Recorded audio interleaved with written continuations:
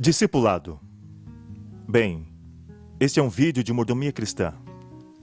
Alguns podem perguntar, qual a diferença entre um mordomo e um discípulo? Na verdade, biblicamente nada. Mordomia começou com Adão, no Jardim do Éden, quando Deus deu a Adão a responsabilidade de administrar o seu reino aqui na terra, no Jardim do Éden. Jesus traz um novo conceito no Novo Testamento conhecido como discipulado. Não é realmente novo. Quando pensamos nisso, simplesmente quer dizer andar com Deus. Mas ele dá um modelo de algo radicalmente diferente. Então, quando falamos sobre discipulado, estamos falando sobre mordomos que aprenderam a andar com Jesus. Mordomia cristã não é só quando damos dinheiro. Não é como administramos o dinheiro ou dizimamos e ofertamos. Mordomia é este estilo de vida de parceria com Deus. Bom, isto resume o que é discipulado. No grego original, a palavra discípulo simplesmente quer dizer aprendiz ou estudante. De fato, tem um membro na minha igreja que é grego, e quando eu cheguei aqui e comecei a enfatizar o discipulado e falar de sua importância, ele disse, e qual a importância disso? Só significa estudante? Bom, sim e não. Hoje a palavra grega quer dizer estudante, mas nosso conceito de estudante é muito diferente do que era antes. Vamos para a classe e escutamos um professor. Nos tempos bíblicos e nos tempos gregos antigos, estudantes eram pessoas que seguiam um mestre. Na comunidade judaica, seguiam um rabi, alguém que era tão próximo ao rabi que havia uma expressão que diz coberto com o pó do rabi. Andavam tão próximo a ele que o pó que ele levantava ou chutava ao andar cobria os discípulos. É uma questão de um íntimo relacionamento. É andar com aquele mestre, aquele professor, dia após dia. De fato, para ser um discípulo, para ser um estudante daquele tipo de mestre, você teria que se comprometer a fazer qualquer coisa que esse mestre mandasse. Lembra de como Jesus ensinou? De fato, quero dizer a você que a maioria do que Jesus fez durante seu ministério foi discipular. Sempre debatemos se ele curou, ensinou ou pregou, mas sim, ele fez tudo isso.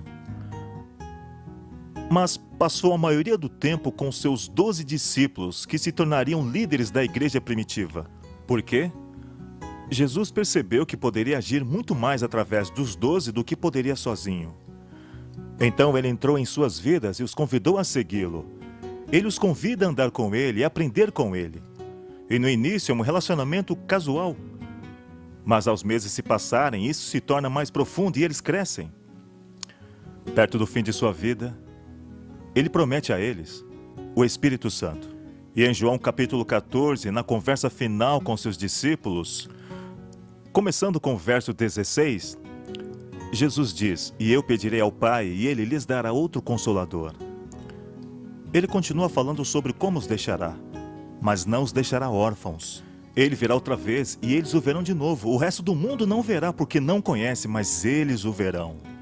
Ele não está falando da segunda vinda, quando todo olho verá, mas sobre quando o Espírito vier. E no verso 20 ele diz, naquele dia, quando o Espírito Santo descer, o Consolador vier, vocês saberão que eu estou no Pai, vocês estão em mim e eu em vós. O discipulado mudaria só de andar com Jesus. Estar com Jesus para ter Jesus habitando neles. Falaremos mais sobre isso em outro vídeo. Mas o que quero é definir discipulado para você. Um discípulo é aquele que anda com quem o ensina e se torna submisso a esse mestre para se tornar como o mestre. Note esses pontos. Anda com o mestre, aprende com o mestre, vive com o mestre, se submete e vive em submissão ao mestre para poder se tornar igual ao mestre. Bom, já exploramos um pouco de como isso acontece, com Cristo vivendo em nós. Falamos sobre como obediência e relacionamento se conectam nesta parceria madura. Isso que é discipulado. Permita-me lhe perguntar, qual é a aparência de um discípulo? O que fazemos como discípulos? Todo mundo é um discípulo? Bem, em certo sentido, sim. Todos somos discípulos. Mas somos somente meros seguidores, seguindo Jesus à distância? Ou estamos realmente aprendendo com Ele diariamente, andando ao seu lado para que Ele habite em nós? E quando lidamos com os outros? Em que estamos focando? Lembre da comissão evangélica, Mateus 28, versos 18 a 20, onde toda autoridade é dada a Jesus no céu e na terra. Esse comando continua dizendo: vão por todo o mundo e façam discípulos. O único imperativo ou comando em forma de verbo nestes versos é fazer discípulos. Como? Batizando-os e ensinando-os a absorver o que Deus tem mandado. E Ele prometeu: estarei com vocês até o fim dos tempos. Não é sobre ensinar, não é sobre pregar e nem mesmo sobre batizar. Esses são só passos no processo de fazer discípulos. Jesus convocou sua igreja, convocou a você e a mim a fazer o que Ele fez. Fazer discípulos. Mas eu percebo que não há como eu possa fazer isso. O que eu faço é andar ao lado das pessoas e ajudá-las a abrir o coração para Deus para que Ele as transforme. Quando ela aceita Jesus, tenho o privilégio de dividir com elas as boas novas de como viver com Jesus, como fortalecer sua vida, como se aprofundar com Deus e experimentar Jesus em sua vida diária. Então, o que é discipulado? Discipulado é a arte de tornar a vida de uma pessoa em uma parceria crescente com Deus. Começa com a segurança da salvação pela aceitação do Evangelho e continua integrando os comandos de Cristo em todas as áreas da vida diária.